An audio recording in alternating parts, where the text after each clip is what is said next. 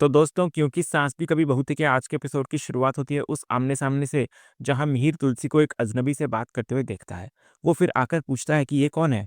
और तभी डिटेक्टिव रंगनाथन एक झूठा नकाब ओढ़ लेता है। वो खुद को एक अनाथ आश्रम का कर्मचारी बताने लगता है, जो डोनेशन लेने आया है। तो इधर मिहिर चेकबुक लाने जाता है, लेकिन तुलसी उसको रोककर कहती है कि वो खुद आश्रम जाकर डोनेशन दे देगी। और फिर वो एक ऐसा खुलासा करती है, जो रंगनाथन के पैरों तले ज़मीन खिसका देता है। वो बताती है कि मिहिर उसका पति है। तो इधर रंगनाथन के दिमाग में अब पूरी कहानी साफ हो जाती है। तो उसे समझ आता है कि नोएना का रिश्ता किसी और से नहीं बल्कि तुलसी के ही पति से है। वो समझ जाता है कि ये दो अलग-अलग केस नहीं बल्कि एक ही कहानी के दो उलझे हुए सिरे हैं। इसके बाद कहानी का रुख घर के हल्के-फुल्के माहौल की तरफ मुड़ता है, जहाँ सब मिलकर कचौड़ियाँ खा रहे होते हैं। मिहिर अपनी बेटी परी से पूछता है कि वो क्यों नहीं खा रही, तो परी अपनी शादी और फिटनेस का हवाला देती है। और तभी इधर ऋतिक एक दोस्त की तबीयत खराब होने का बहाना बनाकर वहाँ से निकल जाता है।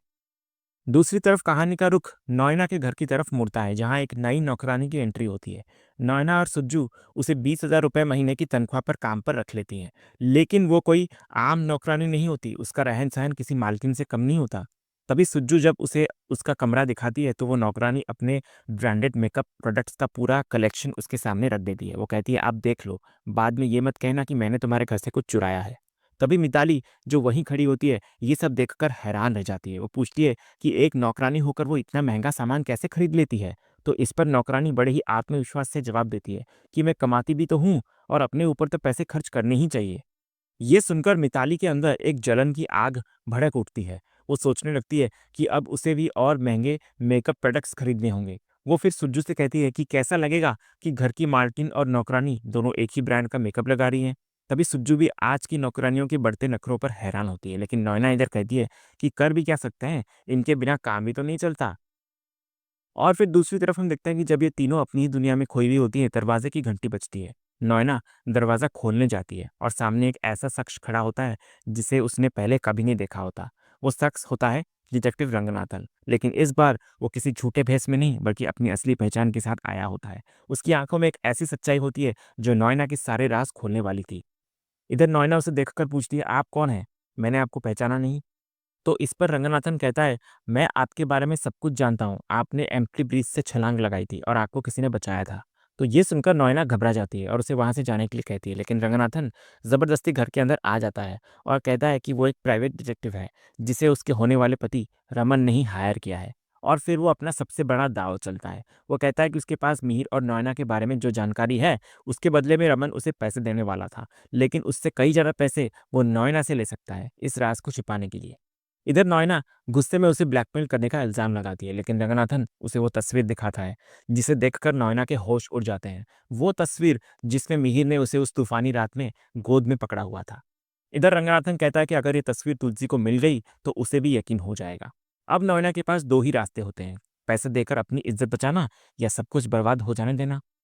और फिर रंगनाथन अपनी कीमत बताता है, 50 लाख रुपए। तो नॉयना समझ जाती है कि इस घटिया रमन की वजह से वो अपने इतने बड़े प्लान को बर्बाद नहीं होने दे सकती। तो वो उसे पैसे देने के लिए मान जाती है, लेकिन इस शर्त पर कि वो हमेशा के लिए मुंबई छोड़कर चला जाएगा। दूसरी तरफ कहानी का रुख अंगद के घर की तरफ मुड़ता है, जहां ऋतिक अपने भाई से मिलने आया होता है। इधर सुप्रिया वृंदा को ताना मारती है कि अंगद के घर वाले उससे मिलने तो आते हैं, लेकिन उसे वापस क्यों नहीं ले जाते। तो वृंदा उसको समझाती है कि वो बिना बुलाए अपने ससुराल कैसे जा सकती है। तो सुप्रिया उसको अपने हक के लिए लड़ने की सलाह देती है, लेकिन वृंदा कहती है कि वो बड़ों से झगड़ा करके उनका प्यार हासिल नहीं करना चाहती। इधर अंगद अपने भाई से अपने पापा के बारे में पूछता है, तो ऋतिक उसको कहता है कि पापा भी उसे बहुत याद करते हैं, बस जताते नहीं। वो कहता है कि पार्थ भी घर आया हुआ है और सब लोग उसे बहुत मिस कर रहे हैं। तो ये सुनकर अंगद इमोशनल हो जाता है और उसकी ये हालत देखकर वृंदा भी रोने लगती है। उसकी आंखों में एक गहरा अपराध बोध होता है। वो कहती है, ये सब मेरी वजह से हुआ है, मैंने आपको आपके परिवार से दूर कर दिया। लेकिन अंगद और ऋतिक दोनों उसको समझाते हैं। ऋतिक उसे यकीन दिलाता है कि पापा ज्यादा दिन नाराज नहीं रह पाएंगे और जल्द ही उन्हें घर वापस बुला लेंगे। अंगद फिर वृंदा को उदास और रोते देखकर ऋतिक से कहता है, ये ऐसे नहीं मुस्कुराने वाली, इसको स्पेशल ट्रीटमेंट की जरूरत है। अंगद फिर वृंदा को गुदगुदी करता है, जिससे वृंदा के चेहरे पर मुस्कान आ जाती है। उसके बाद ऋतिक वहां से निकलता है और अंगद से कहता है, कल ऑफिस में एजीएम है। अंगद की गैर मौजूदगी में सारी जिम्मेदारी उसके कंधों पर आ गई है। दूसरी तरफ नॉयना और सुज्जू गहरे संकट में होते हैं। सुज्जू ये जानकर चौंक जाती है कि डिटेक्टिव रंगनाथन ने 50 लाख रुपए की मांग की है। नॉयना इधर कहती है कि उसके पास मिहिर और उनकी उस रात की तस्वीरें हैं, जब वे साथ थे। इधर नोएना कहती है कि 50 लाख बहुत ज़्यादा है, लेकिन ये उसकी और मिहिर की इज्जत से बढ़कर नहीं है। वो इस सब के लिए रमन को दोषी ठहराती है, जिसने जासूस को हायर किया है। इधर सज्जू उसे घटिया रमन से शादी न करने की सलाह देती है, लेकिन नोएना मजबूर होती है, कहती है कि उसे पैसे देने ही पड़ेंगे, वरना उनका अफेयर बाहर आ गया तो बहुत बदनामी होगी। तभी इधर घर की नौकरानी छिपकर नोएना और सज्जू की सारी बातें सुन लेती है। वो नोएना को लफड़ेबाज औरत समझती है। अगले सीन में अगली सुबह मिहिर पार्थ, किरण और ऋतिक को ऑफिस लेकर आता है। वो चाहता है कि पार्थ और अन्य सभी एजीएम को देखें और काम सीखें। तभी इधर ऑफिस में नोएना, मिताली और रमन आते हैं। तो किरण को आश्चर्य होता है कि नोएना यहाँ क्यों आई है, जबकि उन्होंने सारी जिम्मेदारी मिताली को सौंप दी थी। तो मिहिर अंदाजा लगाता है कि ये मिताली का पहला एजीएम है, इसलिए नोएना शायद आधिकारिक घोषणा करने आई होगी। इधर मिताली पार्थ को देखकर खुश होती है और सोचती है कि उसे आज अच्छी कंपनी मिलेगी। दूसरी तरफ नोएना और रमन मिहिर को हेलो बोलते हैं। रमन मिहिर को गले लगाने की कोशिश करता है, लेकिन मिहिर उसे रोक देता है। मिहिर फिर रमन से पूछता है कि वो यहाँ क्या कर रहा है। तो रमन चिपके रहने का बहाना बनाते हुए कहता है कि वो नोएना के बिना 2 मिनट भी नहीं रह सकता। इधर मिहिर पूछता है कि जब नोएना मीटिंग में होगी तो वो क्या करेगा। तो रमन अहंकार से कहता है कि मिहिर उसकी चिंता न करे, वो यहीं बैठकर नोएना का इंतजार करेगा। इसके बाद नोएना और मिहिर मीटिंग के लिए चले जाते हैं। इधर रमन तुरंत आसपास फ्लर्ट करने के लिए नया शिकार ढूंढने लगता है। दूसरी तरफ तुलसी मिहिर से बात करने के लिए ऑफिस पहुंचती है। वो मिहिर को आकर कहती है कि उसने प्रॉपर्टी अपने नाम करने वाले कागजात पर साइन करने से पहले मना कर दिया था, लेकिन अब उसने सोच लिया है।